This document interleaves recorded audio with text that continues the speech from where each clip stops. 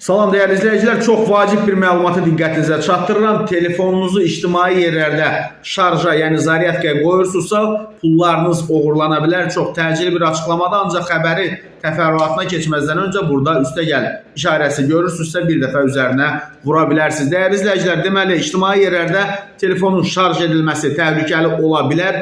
Ticarət mərkəzlərində, hava limanlarında və digər ictimai yerlərdə smartfonların USB portlar vasitəsilə şarj edilməsi təhlükəlidir və bu barədə deməli Roskachество rəqəmsal ekspertiza mərkəzinin rəhbəri Sergey Kuzmenko açıqlamasında xəbərdarlıq edib və bildirib ki, əsas təhlükə USB portun özündədir. Kiber hücumçular şarj cihazına gizli avadanlıqlar quraşdıra bilər ki, bu avadanlıq flash disk və ya klaviatura kimi görünərək smartfona qoşulduqda zərərli proqram təminatının quraşdırılmasına və şəxsi məlumatların uğurlanmasına səbəb ola bilər. Bu tip hücumlar xüsusilə uzun müddət təhlükəsizlik yenilənməsi almayan köhnə smartfonlar üçün təhlükəlidir. Təhlükənin əsas siqnalı kimi cihazın ekranında icazə və ya fəaliyyətə giriş sorğusunun görünməsi göstərilir və mütəxəssislər təhlükəsizlik üçün portativ enerji banklarından, yəni powerbankdan istifadə etməyi və